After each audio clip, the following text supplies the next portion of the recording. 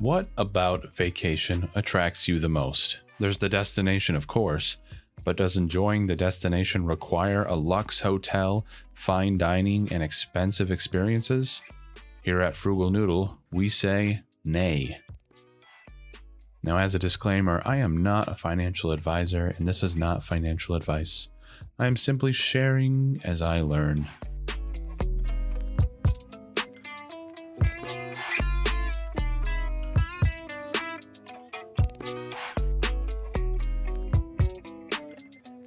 So as you listen to this episode, I'm either on my way up to one of our favorite camping spots in Michigan, already there, or on the way back. Or if you're listening to this episode in like 2023, then I went on vacation 2 years ago in the summer of 2021, but okay. We are anticipating spending less than $300 on our trip in total. That's gas, sleeping arrangements, dog boarding, a canoe rental, food, and beverage. Everything factored. I'll figure out exactly what it was in the end, and I'll let you know when I get back. But the point is that we're going on a frugal-ass vacation that will leave us feeling rejuvenated and clear our heads from the smut of working 5 to 6 days a week all year. Camping isn't for everyone, but there's still plenty of ways to save on vacation. A lot of us shop around for our vacations and choose the most affordable route when it comes to enjoying a destination. But there's still a fair amount of vacation goers that pay top dollar on every aspect of their upcoming trips, all because they live by the win in Rome philosophy. That's not wrong of anyone. If you're on vacation, then you should get the most out of it in the ways you wish. But there is a lot of marketing surrounding tourism that is implanting the notion in our minds that if we're on vacation, we should spoil ourselves. It's once in a lifetime, right?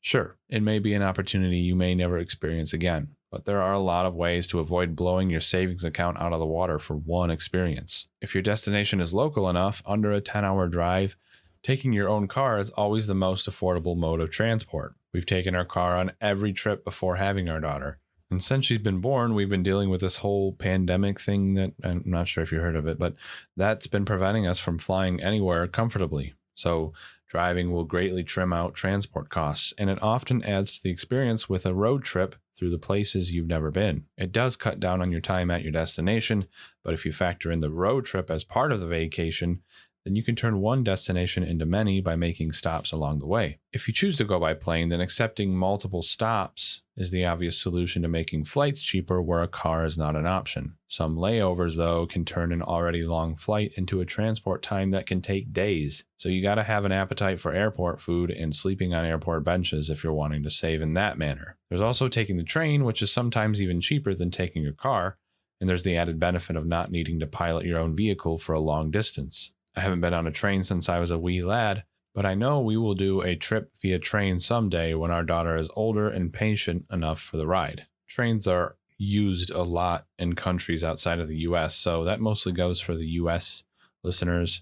We often forget that trains even exist because that public transport isn't widely available to us, but it is still available to us. Where you'll be sleeping is often one of the more expensive aspects of vacationing. Hotels, depending on their quality, can be hundreds of dollars a night, and depending on the length of your stay, they can cost thousands. Accepting less in terms of quality is the obvious way to save on hotels. And why shouldn't you?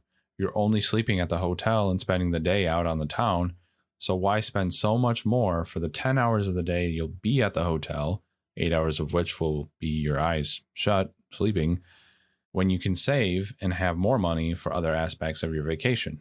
If camping's not an option, which a lot of vacations make it not possible to camp, we shop really hard for the most affordable place to sleep, often turning to Airbnb for our sleeping arrangements, but there are still plenty of deals to be found in hotels, motels, and even B&Bs that are not a part of the Airbnb network. We've stayed in some sketchier areas through Airbnb, which we probably won't do now that we have a child, but those locations often lead to more interesting stories. I'd be surprised if anyone was able to guess what we found in our nightstand at the Airbnb we stayed at on our wedding night. But the sketchier the area is, the cheaper it tends to be, is the point I'm trying to make. If you're open to camping, a tent can be bought for under $100, and then you've got a portable place to sleep that you can set up at existing campsites for dirt cheap and use for years to come. We always go more rustic and end up spending about $10 to $20 a night for our sleeping arrangements. You gotta be cool with showering in the river and not having a place to charge your phone, but who needs a phone when you've got the voice of Mother Nature? breathing through the treetops, telling you everything you need to know. Sorry, I just spaced out there for a moment. Rustic doesn't mean it ain't a vacation. You can string up a hammock between two trees, crack open a cold one, whatever that means for you, and kick it by the fire. It's not as rough in it as people think. I discovered a love for camping in my young adulthood, and I'm glad I did at a young age when I have so much of my life left to enjoy it. But if you're thinking you're absolutely not down with camping and the rustic feel of nature, you still don't have to give in to the most expensive luxe destination vacation. When we're not camping, we often opt for the less desirable destinations compared to the tourist cities and towns. We head for the countryside and embrace a simpler experience that is often as, if not more, rewarding than the city destination. And often the city is within a short drive anyways, but it's always cheaper, which is the major attraction. You could stay in Paris and enjoy all that it offers, which is admittedly more than 1 week can cover, or you could find some lesser-known village outside of Paris where some of the best wines and cheeses are made. I've never been outside of North America, so my examples are non-existent. But when we do make that trip to France, we plan for places like Avignon or Burgundy, where we can avoid the tourist congestion and partake in a slower-paced countryside experience. Will it be dirt cheap like camping in the woods? No, but it will not be as expensive as a Paris vacation. But this example applies to any vacation. Sacrifice a little of what your absolute desires are for a trip to find a destination that is less touristy and more affordable. We've done this countless times and have found these trips to be far more enjoyable than the hotspots. At the hotspot, you have to fight the crowds and you're looked down on by the locals. At a lesser known spot, there are no crowds and you can blend in with the locals. At the hotspot, rooms are harder to find and far more expensive. At a lesser known spot, you can find vacancies pretty easily and they're often very affordable. Food is expensive in the city. It ain't expensive outside of the city. The same applies to drinks and the same applies to experiences in general. Your experience will be identical to millions of people on the trip to Paris. Only a handful of people, comparatively speaking, will be able to relate to your trip to the countryside. And I know I sound like I'm hating on Paris right now. I don't. If money weren't an object and I didn't mind crowds, I'd be all over Paris. Heck, someday I may go to Paris or Rome or Tokyo or wherever. I just do not hold these locations as my priority because I'm more interested in a country's unwashed culture that you find outside of the city. And I'm even more interested in saving money when I do travel. But let's say you are dead set on that popular destination, Paris or Rome or whatever. You can still save by accepting less glamour around your trip. And one of the best ways is to travel during slow seasons where there are less tourists because there's less for tourists to do. You're going to find much cheaper lodging and accommodations in general by choosing to travel in the winter to destinations known for their summer months, and vice versa for places known for their winter months. People think you can't go to Aspen when there's no snow, but you totally can. There's still plenty to do. It's still pricey, but it's not as bad as when it's skiing weather. To the point though, there are so many ways to save on your vacation.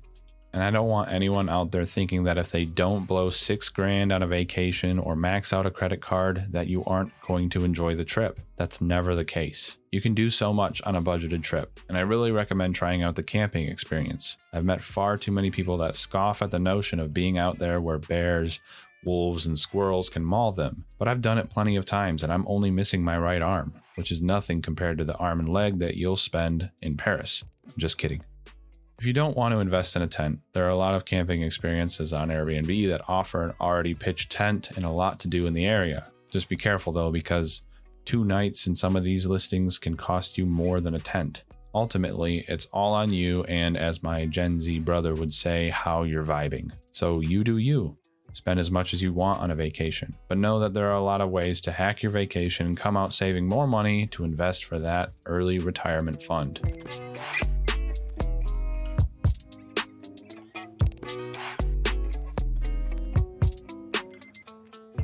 Thank you for listening to this week's episode. Be sure to follow Frugal Noodle wherever you get podcasts to stay up to date on the latest episodes. Follow the show wherever you wish on social media. The music for this episode was produced by CARBS. Links are in the show notes. Thank you for listening to Frugal Noodle. This is Cody. I'll see you next week.